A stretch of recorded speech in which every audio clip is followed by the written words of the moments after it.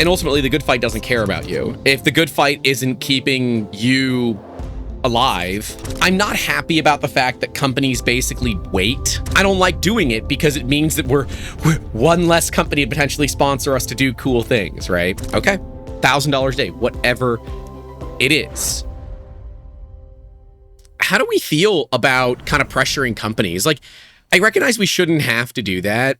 Like, realistically, just asking should do it, but are we okay as content creators applying pressure like that for something like open source? So I know I am, but clearly we're the only ones since nobody else really talked about it either. And that's... I'm not happy about the fact that companies basically wait until, you know, they get called out to make a change. Because Elegoo clearly knew about this well before we made our videos. Yeah. Why does it take, you know, us taking time, effort, and energy out of our day, likely torpedoing whatever relationship we had with Elegoo, to make a video calling them out on their open source issues, for them to actually do something? It shouldn't have to happen that way. I don't like it.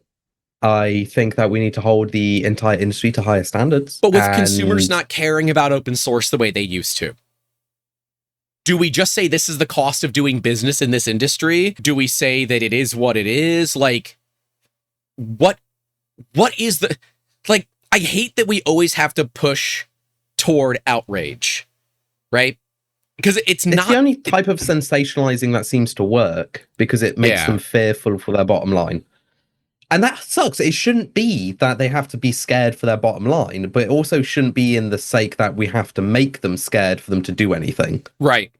Right. It's very hard to say. I do not actually know what us as a community can do. Like, we have no weapons. We have no threats. We have no way to force open source doesn't have the teeth that it really needs to be successful. We basically need a law firm that exists solely to keep companies accountable for open source. But the issue is, most of them are in countries where litigating, good luck, it's not going to work. And it's such a problem. So I don't know. Like, if you guys have an idea, please let us know, because we would like to work on some sort of, whether it's a coalition, a group, we can maybe potentially look at getting attorneys involved that are willing to do this for little to no cost. Like, we want to find a way to help keep companies accountable that isn't just Grant has to make a video torpedoing a relationship, right? I don't like doing it because it means that we're one less company to potentially sponsor us to do cool things, right? Luke's Lab says, it's effed. The law firm would basically just be making money for itself. Yeah, there's really no, like, because there's no way to look at what the damages of non-open source is.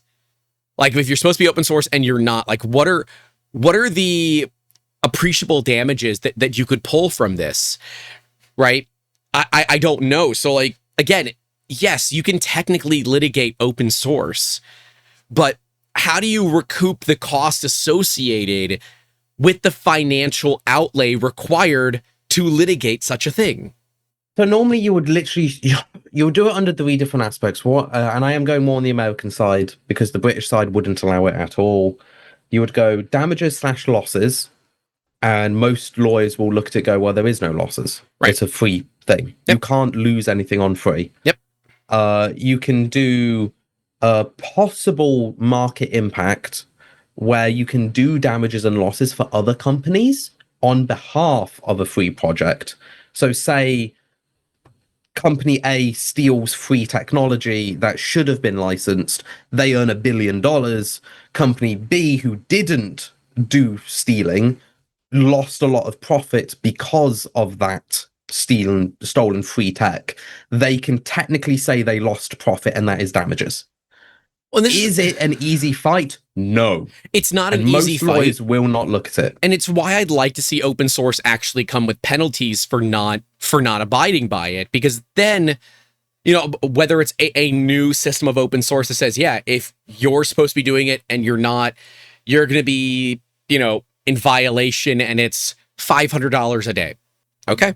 $1,000 a day, whatever it is. And like, you know, so Alan Kilgore is saying, initially Elegoo flat out lied about Clipper being part of their firmware. When I got my CC, I emailed them for the source code and they replied that it was in-house firmware and no Clipper involved. Yep. Then they got caught. And unfortunately, it requires us to do things like this. And it's not fun. It's not fun because had it not been for us, I'm sure, I know Uncle Jesse Clayton asked them. Stefan of CNC Kitchen was one of the creators that asked me privately. He didn't say, I couldn't say who it was, so I'm just going to say it. So I'm certain they had a much bigger impact than we did. But like, come on, guys. You're benefiting from the community. You need to give back to the community that allows you to be as free and open as you are, right? Because otherwise you're just being an asshole. We don't like that. My business development manager, when we had him at the start, we had him for like almost 2 years. Mm-hmm. Really, really great guy. Has a lot of industry experience, like almost like 40 years of big industry experience.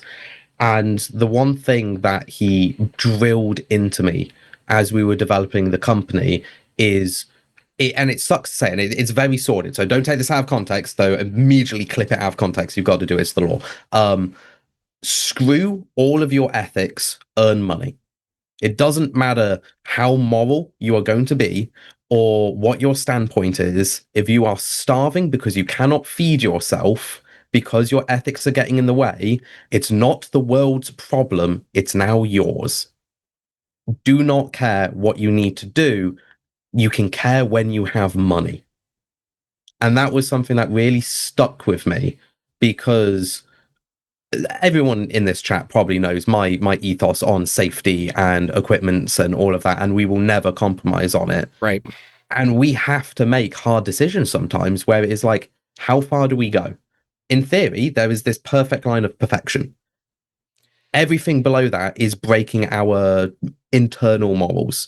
But every time we go lower, we can actually start earning more money, because perfect means we earn nothing. And we have to choose a very fine line. Yep.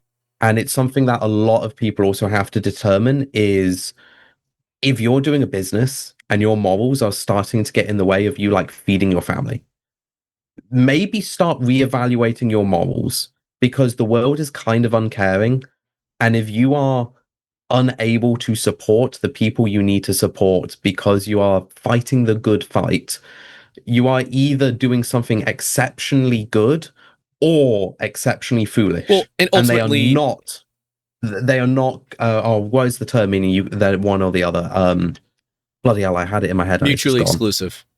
Yeah, they are not mutually exclusive. Having morals and that is not mutually exclusive. And ultimately, the good fight doesn't care about you. If the good fight isn't keeping you alive, then it doesn't care about you. And yeah, that's kind of this weird thing that we have to stand on. Like, the bridge is already burned with bamboo. So like, ultimately, I don't care if we call them out. There is no risk outside of like other companies seeing us doing it and saying, oh, we don't really want to be involved with you, you know, doing this kind of thing. And you know what? Fine. If you don't want to, that's your prerogative. I don't care.